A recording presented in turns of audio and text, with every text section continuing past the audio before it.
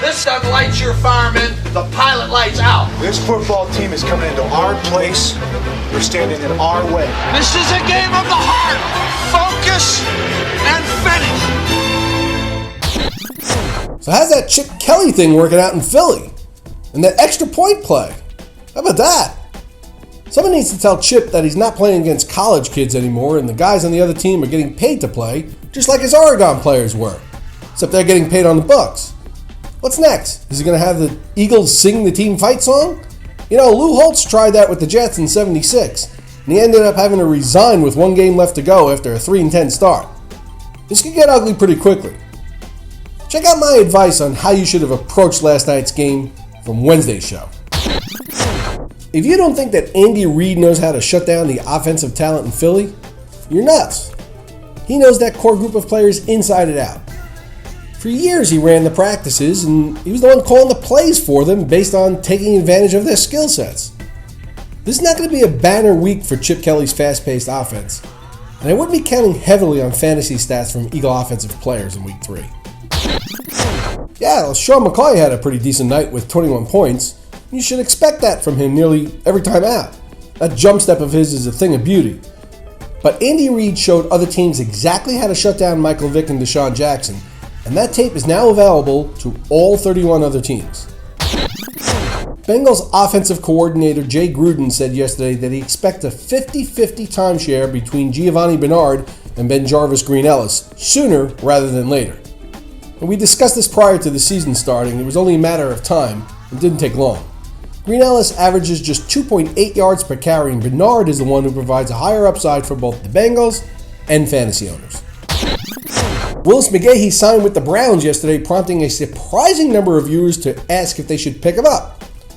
Look, if McGahee's in your lineup and not just filling in short term because of an injury to your starters, you're not going to win anything. Alright, let's get to this week's game picks and fantasy predictions. Coming into week 3, including last night's games, I'm an astounding 26-5-2. I should just quit right now while I'm ahead. But for you, I'm going to keep risking it. Here we go. Green Bay versus Cincinnati. Take the Bengals getting 4 and don't start James Starks. It was a mirage. St. Louis versus Dallas. Take the Rams getting 4. They're going to have to shoot up Romo just to get him on the field, and the Rams' defensive line will be pounding his ribs like Rocky in the meat freezer all game. Keep Romo on your bench in week 3. San Diego versus Tennessee. Now take the Titans' money line in this one. They're better than you think, although I don't really know what you thought. Chris Johnson will think he's CJ2K again, or at least CJ1K, but he's going to have a banner day. Cleveland versus Minnesota. Take the Vikings laying 8 here and start the Vikings D. Brian Hoyer, a group of semi-pro running backs and a substandard line, means the Browns are dead set on beating out the Jaguars for the number 1 pick in 2014. Tampa Bay versus New England. Take the Bucks here getting 7.5 as Darrelle Revis corrals Julian Edelman. And this just in, Doug Martin's good. Arizona versus New Orleans. Take the over 49 and start both quarterbacks as the ball will be flying around the Superdome for 3 hours straight. Detroit versus Washington. Take the Skins laying 1.5. Reggie Bush is all banged up. He's either out or a sitting duck. RG3 gets into the swing of things, and folks in Washington can go back to complaining about politics instead of the Redskins. New York Giants against Carolina. Take the Panthers in a pick'em in this one as the Carolina defense gets 3 turnovers and Cam Newton has a party in the Giants' end zone. On a more sobering note, our thoughts and prayers are with Giants head coach Tom Coughlin and his family this weekend as he lost his kid brother, 63-year-old John, in an unfortunate accident this past week. Tom, I hope my prediction is wrong and you get one for your brother. Houston versus Baltimore. Take the Texans giving 2.5. Something's not right in Ball So Hard University. Arian Foster and Ben Tate are going to run roughshod all over the Ravens. Ray Rice can't get it done or he can't go, and the Texans steal one in Baltimore.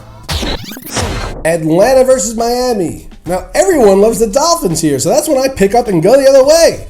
Steven Jackson, who? Take the Falcons getting 2 as Roddy White gets healthy and the Falcons start to roll. Indy versus San Francisco. Take the 49ers laying 10 as Indy regrets signing Trent Richardson this week just further pissing off a team that was ready to beat the crap out of the next team they saw anyway. Andrew is not so lucky.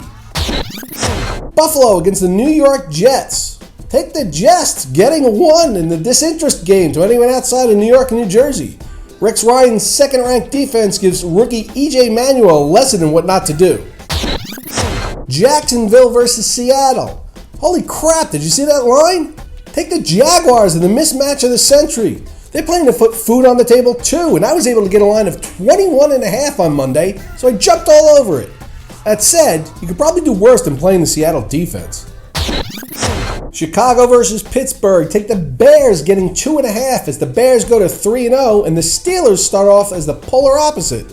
Matt Forte plays like a stud and the Steelers offensive line plays like a dud.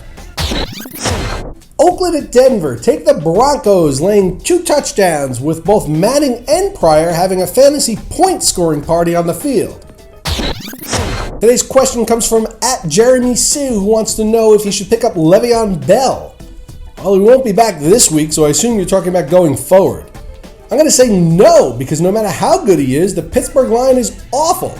Jim Brown couldn't pile up fantasy points behind that line. If you have a question you want answered here on the show, hit me up with a tweet, and if I don't use your question, I'll tweet you back with my best advice. And be sure to tune in to the Roto Experts Fantasy Football News Notes and Analysis segment every weekday. I'll be here to keep you current and ahead of the competition, and on weekends, come back for This Week in Fantasy Football as I team up with the King, Scott Engel, covering the week that was, the week that will be, and answering your viewer questions. Good luck this weekend, everyone. See you on Monday.